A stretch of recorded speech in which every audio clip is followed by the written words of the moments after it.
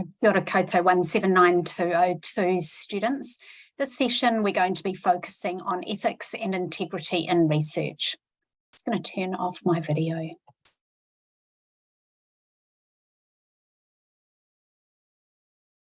So I've given you some other material to have a look at first, one being a short video which just explains really about the definitions of ethics, why ethics are important, and it also goes through quite succinctly the different ethical principles that should be underpinning all social research in Aotearoa. So in this video, I really just want to pull out a few key points, and then I'd also like you to go back into Stream and have a look at the codes of ethics that I've put there for you. So the Massey University Code of Ethical Conduct, which relates to doing research with human participants. There is He Ara Tika, which is the guidelines for Māori research, and there's also a link to the Social Workers Registration Board Code of Conduct, which has a section in it which is about conducting research if you are a social worker, and be mindful of the ethical principles and other considerations that you need to have if you are a social worker doing research. So in my own research, I definitely need to be considering that, as well as other codes as well. So here's another definition of ethics by Sarah Banks, who's a social work academic from the UK.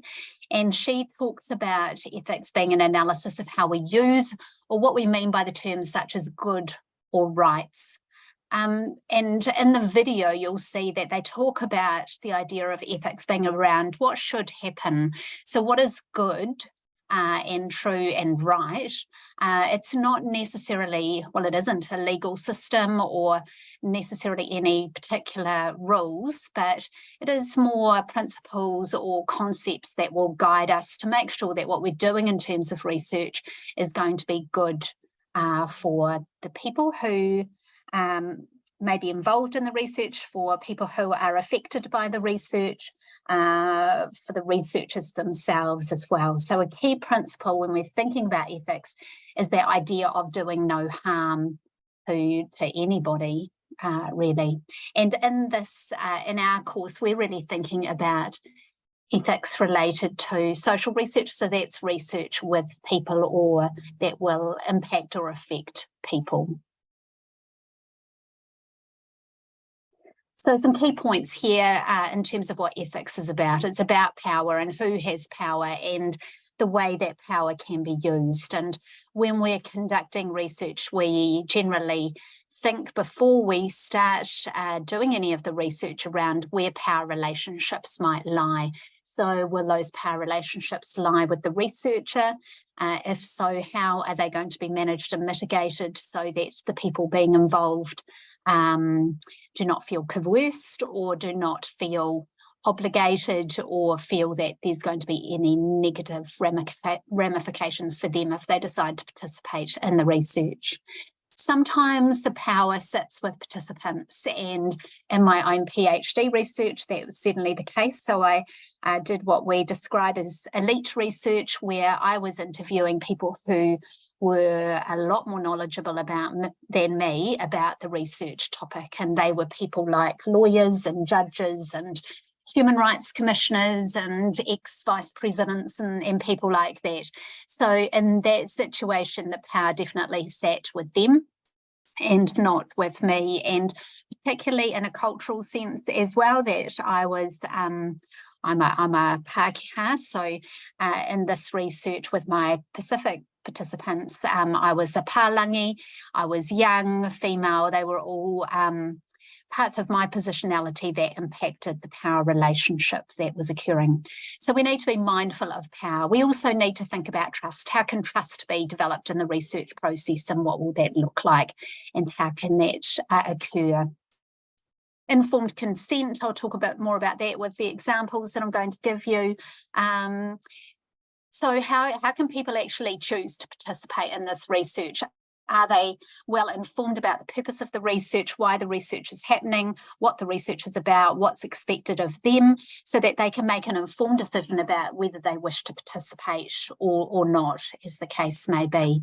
And then often we ask for written consent, but that isn't always necessary or appropriate. So we need to think about who the participants are and how consent can happen. So it may be that it's not appropriate to ask for written consent with people who may not be literate or may not have English, say, as their first language, if we're asking for them to sign a consent form that's written in English. So some things there for us to think about.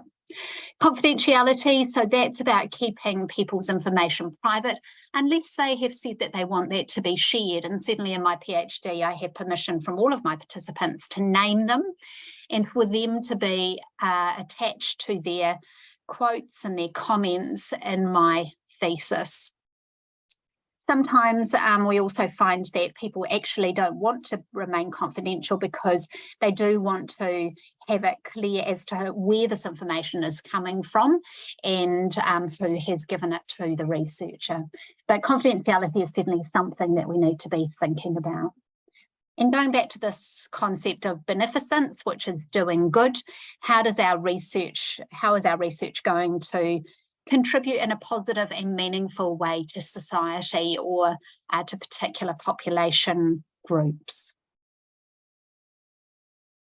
So these are the Massey University Human Ethics Code principles.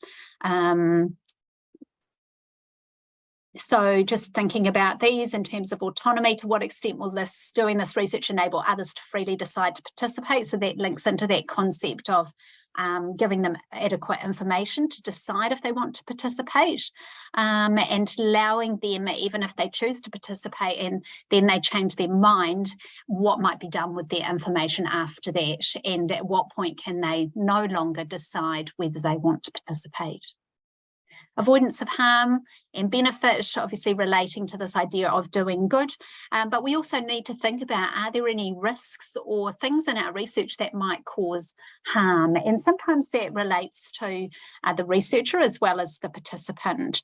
And of course, we know that we need to be aware of our physical safety, but also emotional or psychological safety as well, and making sure that if we are asking a participant to talk about their workplace, for example, or their manager and what they think, and then we don't keep that information confidential, then what harm could occur for that participant or the organisation if then that is published or put out into the public domain and then people see this information?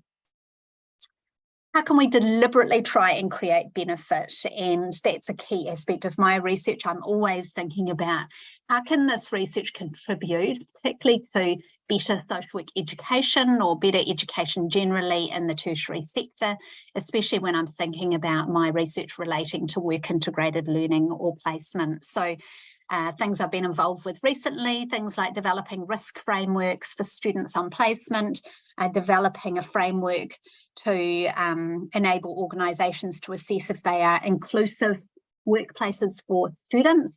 They're all things that I hope would be contributions to current practices or policies that may be supporting students on placement.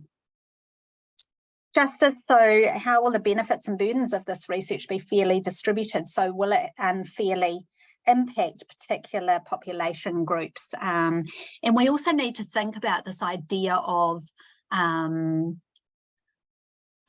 burdening particular populations, and there has been quite a lot of research produced that has indicated that in the past there's been way too much research done by Pākehā people on Māori and the negative impacts of that. So again, that relates to a question of who is best to be conducting the research and what is the purpose of the research and does it actually need to be done?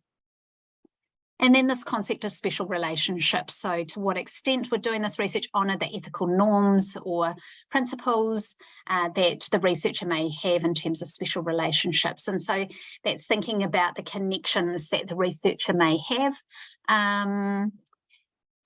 Yeah, and sometimes we do have particular connections and we need to think about what are the ethics involved in that. So I have a lot of connections across the social work education sector.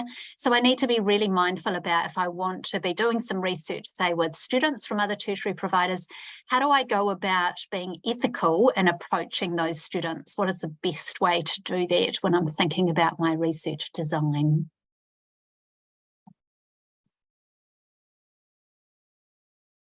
Also in the code are these Te Tiriti o Waitangi obligations and responsibilities. And again, these 4 concepts are really important for all researchers to think about, not just Māori researchers, but for me as Pākehā, thinking about, okay, how do I consider all of these principles in my own research? Because by and large, all the research that I do or others do will or could have an impact on Māori.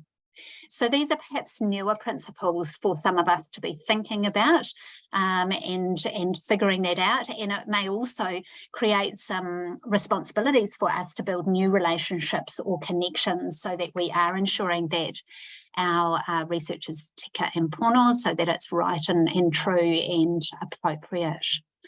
So we need to think about relationships that we may have with iwi, hapu, whānau and Māori communities, and that may look different to a Māori researcher than it will for a non-Māori researcher. So that's also thinking about access, like how do we access Māori communities, for example, if that's something that we want to do, but we are non-Māori, what is the most appropriate way to do that? Tika, purposefulness, can the research achieve its aims and in what way will it impact on Māori? And that's thinking about positive and negative impacts. We need to be mindful of our own biases and assumptions and stereotypes and ensuring that we are addressing those as we go through our research. And of course, we are trying to do good in our research. So in what ways could it positively impact Māori as well? And I'll give you an example shortly around that. Manaakitanga, cultural and social responsibility. So being mindful of cultural sensitivity or cultural humility is another way to think about that. So how will we approach people in a way that is humble and respectful, and how can we ensure that we are mana enhancing in the approach that we're taking? Okay, and again, thinking about this idea about benefits and burdens and making sure that some particularly in this case, Māori individuals or hapu or whānau communities will not be negatively impacted. And then this is the Māori ethical framework. So around the outside, we have those 4 principles that we've just talked about.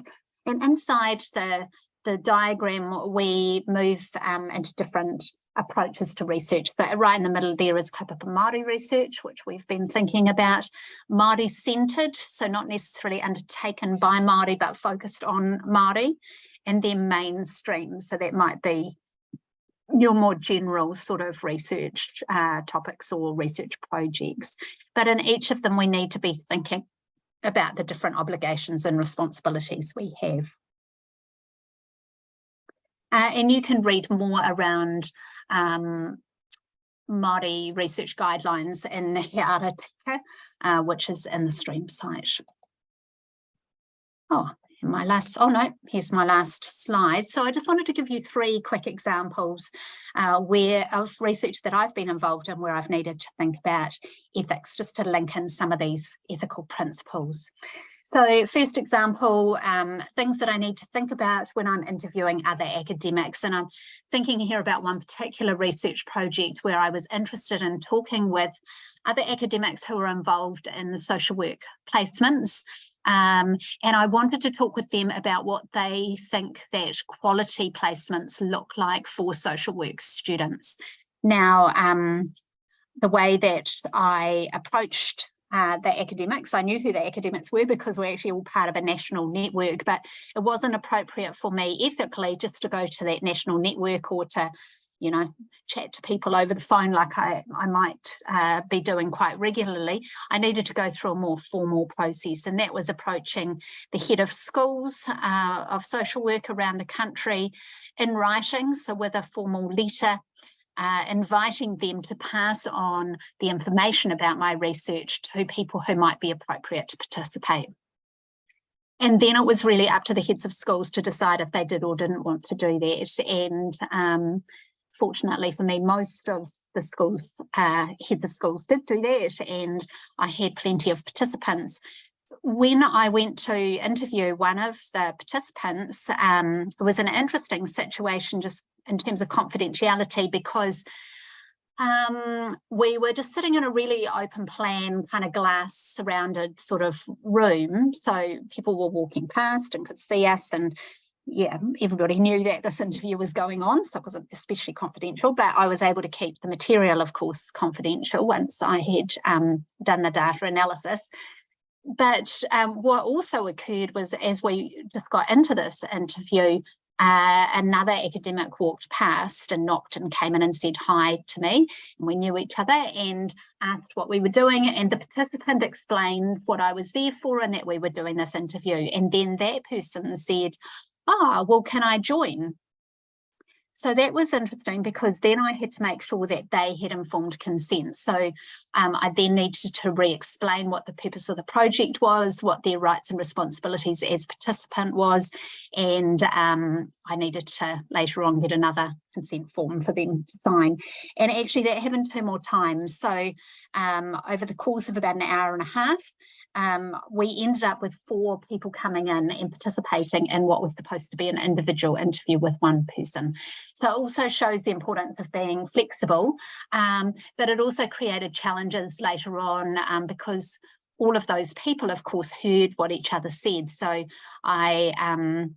yeah, certainly the data wasn't confidential to them. They all knew, as I put in different quotes and things into a couple of publications. Yeah, but they had all agreed that they were happy to be interviewed together, so that was their choice.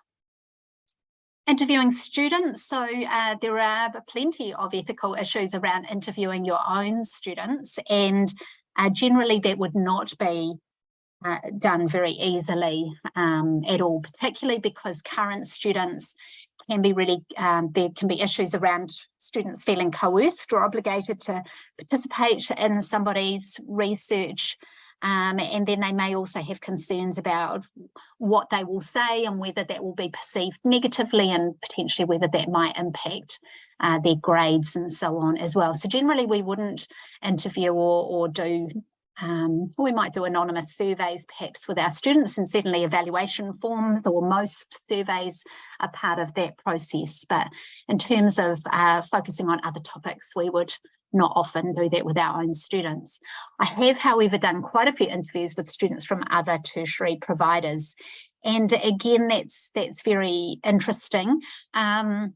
And 2 of the key ethical considerations are around confidentiality, making sure that when I'm analysing their data and choosing what to put into publications, that I'm really mindful that I'm keeping them safe, that nothing about what I include will indicate the institution that they're from, or particular details that might actually give away who they are if their lecturer, say, was reading that. And also being really mindful that I don't want to jeopardise a student's relationship with their own tertiary provider as well. So thinking about that. Yeah, and part of that is about doing no harm to the student as well. Then finally, my example around interviewing Māori and Pacific graduates. So in our school, in our field education team, we wanted to hear from Māori and Pacific graduates around how they viewed social work placements, and how we could be improving social work placements for them as 2 distinct cohorts. And what became really clear as we were planning this research process was that there were ethical issues around who would be best to interview these graduates. And again, thinking about, okay, so I was the course coordinator. Maybe if they hadn't had a great experience with me or with the course in some way, they wouldn't feel so open about talking with me about that. And so Hannah Mooney, who is Tangata Whenua, she actually did a focus group with the Māori graduates, and And there were considerations that she had to have in terms of where that was going to be, how that was structured, who was going to be involved, making sure that there was Kai beginning and ending the process in a culturally appropriate way as well. And then Hannah analysed that data so that we were sure that there was a Māori lens on that data as well. The Pacific graduates were interviewed by a Tongan staff member from Massey, who had some relationships with some of those graduates, and we discussed that, but we decided that actually that could potentially be a positive thing. But the invitations to participate had actually come from our school as opposed to her, and we had indicated in those invitations who was going to be the interviewer, so the participants could decide if they were comfortable being interviewed by that person. So some things there for us to think about in terms of ensuring we have a tika process, but also that the relationships are appropriate and will contribute in a positive way to the research as well. So some things there for you to think about as you're reading and thinking more about ethics, and please do make sure that you are reading the codes as well, so that you've got a really good sense of, I guess, the depth of those principles as well. Ka kite.